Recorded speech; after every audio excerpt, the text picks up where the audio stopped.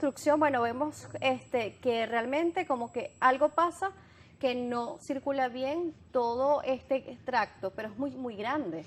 Es así, bueno, como ya es costumbre y parte de nuestra dinámica, la definición de términos que yo creo que es un buen comienzo. Cuando hablamos de obstrucción intestinal, como bien su nombre lo dice, estamos hablando, y además como lo decía muy bien el material audiovisual, de una detención, una parálisis o un obstáculo de ese tránsito intestinal, que se puede presentar por muchas maneras, sea por la localización a nivel del intestino delgado o a nivel del intestino grueso, sea de forma parcial o sea de forma total, y bueno, todas las otras causas que vamos a hablar. Lo más importante de esto es que definitivamente va a comprometer la fisiología, el funcionalismo por supuesto, del cuerpo humano, ¿no? Y evidentemente esto puede conllevar a complicaciones como perder la vida, septicemias, entre otras que vamos a conversar. Vamos a ver cuáles son esas manifestaciones, qué pacientes están en riesgo, quién normalmente puede presentar una obstrucción intestinal. ¿Todos estamos en riesgo o hay algún factor, alguna patología que es como que la que nos coloca más en predisposición? Claro, bueno, vamos a hablar un poquito de epidemiología. Es más o menos a nivel mundial se presentan de un 20 a un 30% como causa o como motivo de consulta en lo que son las urgencias de los hospitales o clínicas, ¿ok?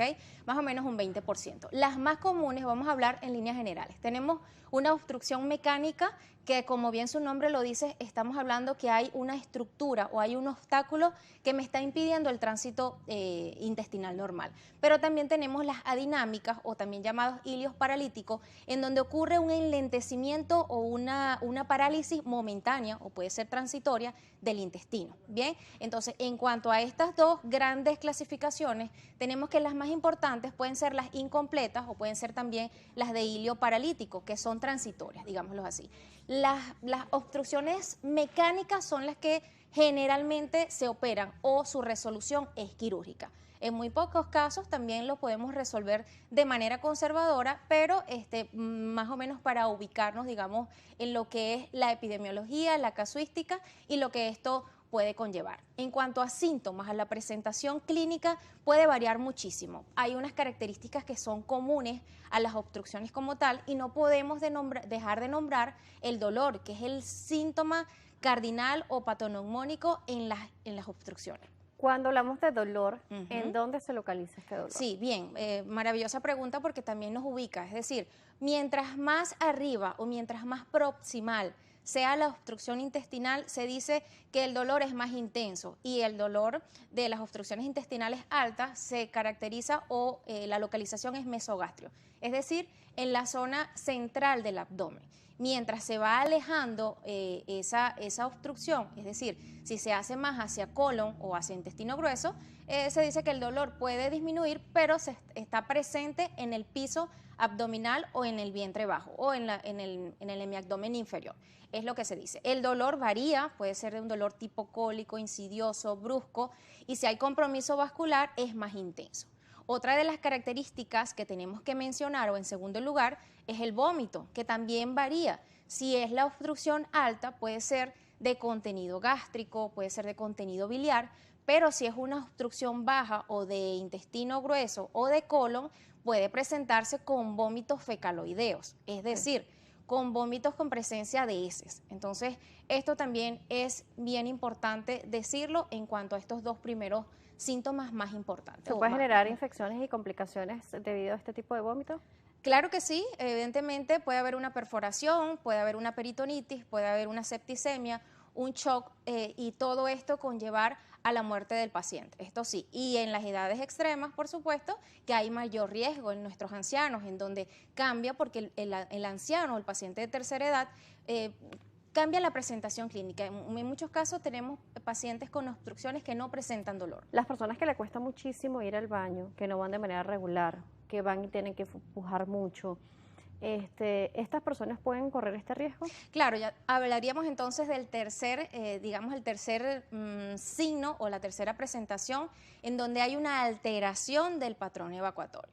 en las obstrucciones intestinales incompletas es ese paciente que puede pasar 3 o 4 días o una evolución en el tiempo paulatina de ausencia de evacuaciones. Si eso si sumamos a este cuadro el dolor abdominal, evidentemente este es el paciente que tiene que consultar, porque hay que descartar que esa obstrucción incompleta no sea o no se convierta en una obstrucción total. ¿Cuándo se considera un patrón evacuatorio normal?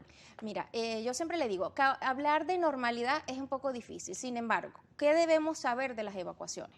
Las evacuaciones tienen que ser más allá de la frecuencia, que cuando el paciente logre ir al baño, pues sea una sensación de que liberó completamente, que no esté asociada a molestias, no haya dolor abdominal, no haya quizás algún sangrado, no haya presencia de moco, pero sobre todo que no tenga ningún tipo de disconfort después que el paciente logre evacuar.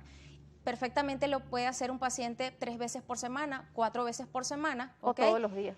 Puede ser todos los días, maravilloso, pero que ese paciente no tenga la sensación de que evacuó y que lo hizo de forma incompleta. Entonces, para mí, eso es más importante que hablar de regularidad, de tiempo, de frecuencia. Esto es más importante. Las molestias que estén o no asociadas al proceso evacuatorio. Vicente nos dice, ¿una dieta alta en fibra es contraproducente o favorable para evitar la obstrucción intestinal? Mira, maravilloso, porque la fibra es un aliado que siempre estamos escuchando como pacientes y como médicos siempre estamos recomendando. Pero ¿cuál es la utilidad realmente de la fibra? Bueno, evidentemente darle volumen a esas heces y que por supuesto esto estimule a través de los reflejos o de las señales que van al sistema nervioso central, y esto me permita que el colon realice su peristaltismo o su movimiento normal para poder llegar al colon izquierdo y pueda mandar las señales para evacuar. Entonces, esto es parte de las funciones o del beneficio que tenemos con la fibra. Bien, tenemos preguntas en redes sociales, pero también tenemos preguntas desde la calle, porque nuestro equipo de producción